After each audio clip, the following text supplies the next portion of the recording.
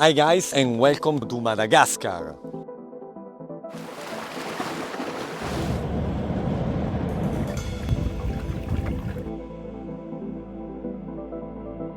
Imagine Madagascar as a place unlike any other you have ever seen.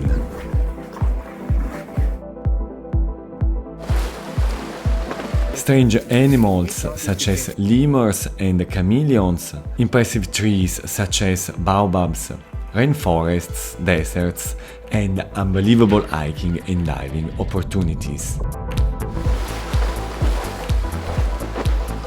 Madagascar has so much to offer, but one of the challenges you will face is choosing the itinerary to follow. Visiting all of Madagascar is impossible. It's the fourth largest island in the world, and the roads are in terrible conditions. Consider that to move around you will need a car with a driver. The goal of this video is to present the best itinerary that, in my opinion, you can follow if you have 10 to 20 days to spend in Madagascar, on the road. And the best if you want to visit the most typical and less crowded tourist places.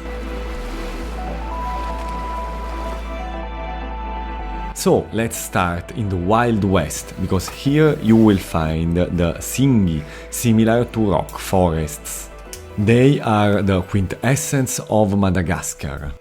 You will be able to admire a memorable sunrise or sunset along the Allée des Baobabs. You will relax on the isolated and less touristy beaches of Bellot-sur-Mer. And here you can eat in the best restaurant in Madagascar, Mad Zebu. In short, the west of Madagascar is a synthesis of the best of the country.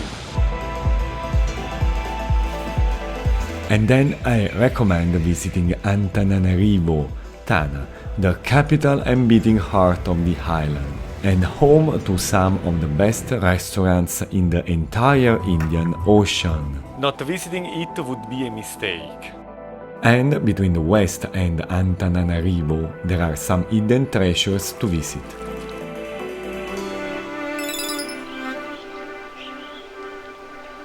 Visiting the West means crossing an incredible variety of landscapes and having unforgettable adventures.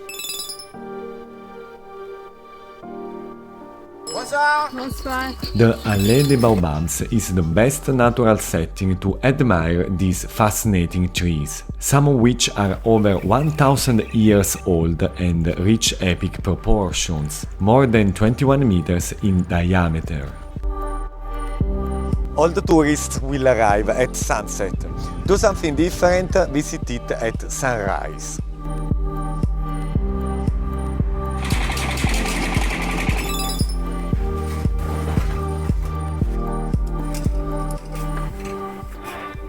The Parc National de Bemara, a UNESCO site, is probably the most beautiful park in the country. Here you can see the Singhi, limestone pinnacles that are a work of art of nature. There are lovely hiking trails to explore them, as well as Via Ferrata and rivers in a canoe. The Petit Singhi is the most accessible area of the park, while the Grand Singhi is the largest but also the most difficult to reach. To visit the Petit Singhi, I recommend that you take a pirogue and approach the park through the incredible gorges of the Manambolo River. During the navigation, you will find traditional tombs with remains of human skulls. The Petit Singhi are as beautiful as the Grand Singhi. Don't be fooled by the names, they are unmissable. Here you find yourself walking between peaks as sharp as blades, with the abyss below.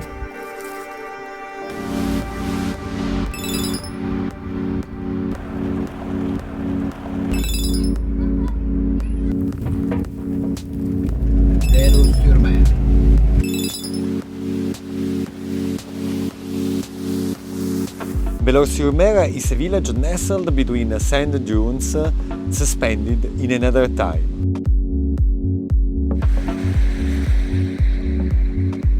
Here you can rest, slow down, enjoy the ocean and watch the fishermen bring their nets back to shore. Between deserted highlands, you can snorkel or dive to admire the coral reef.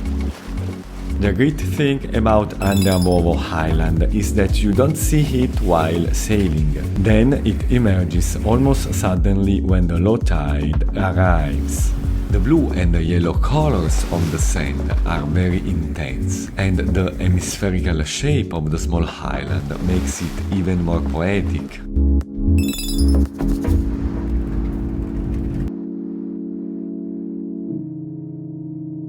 The journey from Bellot-sur-Mer to Antananarivo is an excellent opportunity to understand some aspects of this culture outside the tourist locations. Murundava is a quiet place overlooking the ocean with many hotels and restaurants. It can be a good base for visiting the West.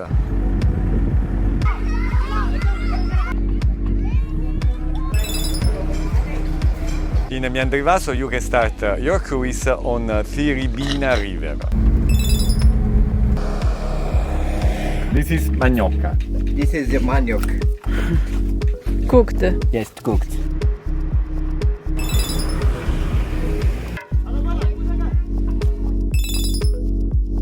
In Betafo you can see some splendid rice terraces and you can hike up to a sacred mountain with some tombs.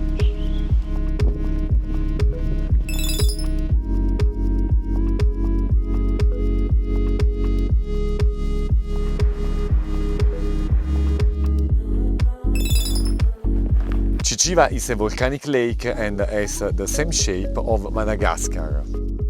This is the lava of the volcano.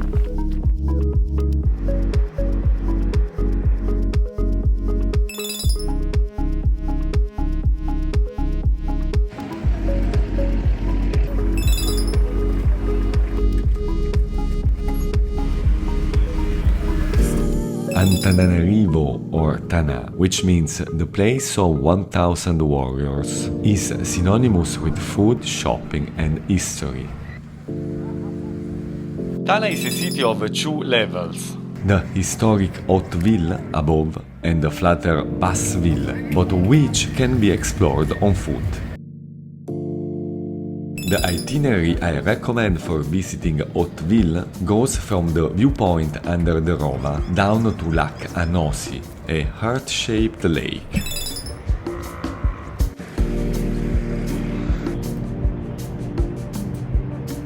Basseville is hot, dirty and chaotic, but is the center of daily life for the inhabitants of Antananarivo. Independence Avenue is a large street like the ones in Paris, in stark contrast to the narrow alleys around it. Here you will see the city hall and the beautiful train station. Gare Soirano, which will give you an idea of what kind of development the French wanted to give to the island. Roma is a picturesque neighborhood, a mix of European, Asian and Malagasy traditions. From its viewpoints you can admire the best views of the city. The Rova, the fortified palace of Antananarivo, was the seat of the king for 300 years before the arrival of the French. The Musée de la Photo Madagascar is the most beautiful museum in the city and it allows you to get an idea about the past of this country. In Tana you will find many shopping opportunities. We liked the East Art Gallery and there we found a nice painting for our house in Bologna. I suggest you spend 2 days in Tana, because on the 3rd day you might find yourself short of ideas on what to do. We stayed around the city for 3 days. So, why visit Madagascar? because 3/4 of its territory is between 1,000 and 1,500 meters above the sea level, and this allows you to go on many excursions without fear of dangerous animals, unlike continental Africa. Because Madagascar has had, for about 100 million years, a unique geological and evolutionary path in the world, still there to admire. The first man, coming from Southeast Asia, set foot on the island only about 2,000 years ago. You will find a lot of animals you can see only here. Here our friend Chameleon. And then, during these trips, you have a lot of time to think, for those who are open to self-therapy. Thanks to Madagascar, I learned a lot about myself, my thoughts, my weaknesses and my aspirations. Traveling, after all, is for this, to know yourself better through the mirror offered by the world that passes before us. This also happened because in Madagascar you can start a conversation with anyone and ask them about their life, their aspirations, and tell them yours. And I found the Malagasy people extraordinarily welcoming. Calm, curious, with rich traditions and customs influenced by Africa, Europe and Asia. Antananarivo has the best selection of restaurants. If you visit the west, make sure to have lunch at Madzebu, near Belosur-Tsibirina, for the best dining experience in Madagascar. Just remember in high season to book in advance. I discovered that in Madagascar you can eat very well, especially fish and vegetables, while fruit and desserts didn't drive me crazy. Read the description of this video to know where to eat, where to stay overnight and other useful tips. And remember, during your car trips you will find many children on the paths. We have extra resources that allow us to spend our holidays here. They do not, just because they were born here. If you want to help them, bring them soap and pens. Distribute them one by one to each child to avoid crowding. Your empty water bottles are also useful for them. And don't forget to subscribe to my travel channel.